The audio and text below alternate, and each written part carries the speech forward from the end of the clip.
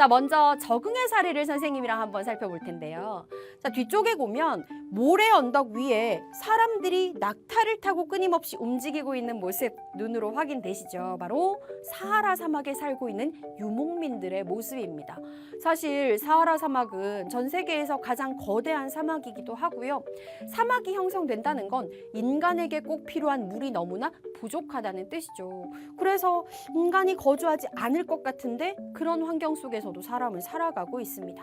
그런데 물이라고 하는 게 없어서는 안 되니까 물이나 또는 풀을 찾기 위해서 끊임없이 이동을 하면서 생활을 한다는 게 특징이겠죠.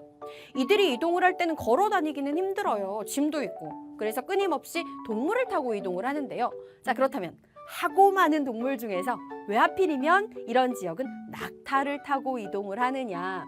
가장 대표적인 이유는 두 가지입니다. 먼저 첫 번째, 모래와 같이 푹푹 발이 빠지는 이런 지역에서 이 낙타의 발이 모래에 빠지지 않은 유리한 형태로 만들어져 있다고 해요. 그리고 또 하나, 낙타에 보면 혹이 이렇게 볼록하게 있는데 이 혹 안에 낙타는 물을 저장한다고 합니다. 안 그래도 물이 부족한 지역에서 물을 많이 먹는 동물을 데리고 다니면 물이 더 귀해지겠죠. 그런데 낙타는 물이 있는 곳에서 한번 물을 먹게 해주면 그 물을 혹 속에 저장을 해서 오랫동안 물을 안 줘도 살아가는데 큰 지장이 없다고 합니다. 자, 대표적인 적응 사례 하나 살펴봤고요. 이번에 두 번째 적응 사례는 바로 동남아시아의 벼농사입니다. 자, 우리나라도 전통적으로 벼농사를 지으면서 살아왔는데 우리나라보다 동남아시아는 사실 벼농사를 짓기에 훨씬 더 유리한 조건을 갖추고 있습니다. 벼농사를 지으려면요. 첫째, 기름진 평야가 있어야 되고요. 두 번째, 여름에 기온이 많이 높은 게 좋습니다. 그리고 세 번째, 또 하나의 조건은 바로 무엇이냐? 이 지역에 앞에서도 선생님이 얘기를 했었는데 비옥한 땅, 그러니까 농사가 잘 될 수 있는 영양분이 풍부한 땅이 갖추어져 있어야 되죠. 자, 기온과 강수량과 평야라는 세 가지의 최적의 조건을 갖춘 곳이 바로 동남아시아 벼농사지대. 그래서 이 지역 같은 경우에는요, 여러분, 우리나라는 보통 하나의 땅에서 1년에 벼를 한 번밖에 수확을 못하지만 동남아시아의 베트남이나 태국과 같은 나라들에서는요, 같은 땅에서 1년에 2번 이상 벼를 수확할 수 있다고 해요. 자, 세 번째, 자연환경에 적응하면서 살아가고 있는 특징은 바로 이곳 북극에 있는 이누이트입니다. 북극 지역은 너무 춥잖아요. 우리나라도 겨울에 춥다고 하는데 북극 지역은요, 우리랑 비교가 안 돼요. 영하 40도 이상, 50도 가까이 내려갈 때도 있습니다. 이런 척박한 지역에서도 살아가고 있는 이들이 있으니 대표적인 원주민들, 바로 이누이트 되겠습니다.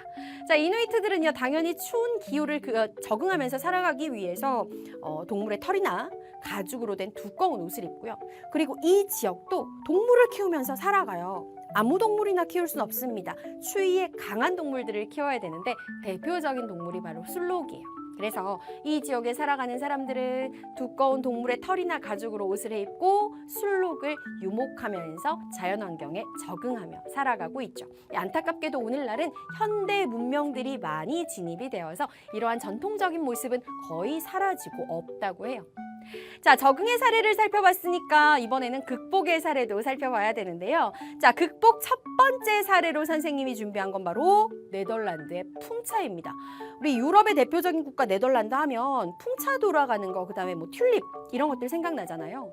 네덜란드는 참 재밌는 게 전체 국토의 약 4분의 1, 25%가 바닷물의 높이보다 육지가 더 낮다고 합니다.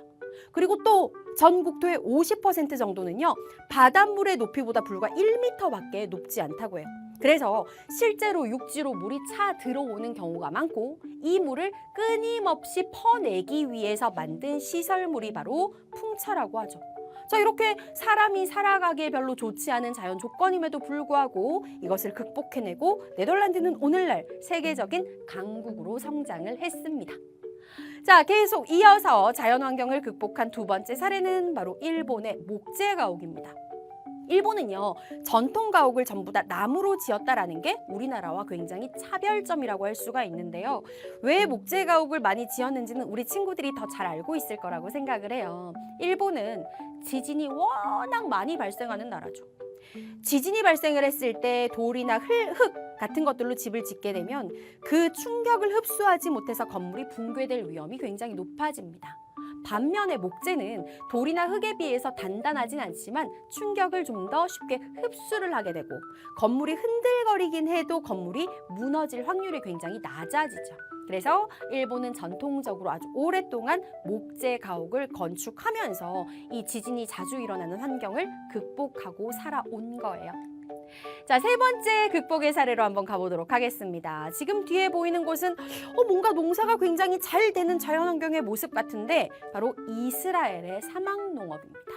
이스라엘은요, 우리 아시아의 가장 끝쪽, 서아시아의 끄트머리, 지중해 동부에 붙어있는 나라인데요. 이스라엘 영토의 거의 대부분의 지역이 건조한 기후가 나타나요. 건조한 기후는 비가 많이 오지 않는다는 뜻이고, 그러면 농사를 짓기에 불리한 환경이라는 뜻인데, 이들은 지하에 수로를 만들어서 물이 있는 곳부터 굉장히 멀리 수백 킬로까지 물을 끌어오는 시설을 만들었고, 이렇게 물을 끌어와서 척박한 사막에서도 넓게 농사를 지으면서 식량 부족의 걱정이 없이 살아가고 있다는 게 특징입니다.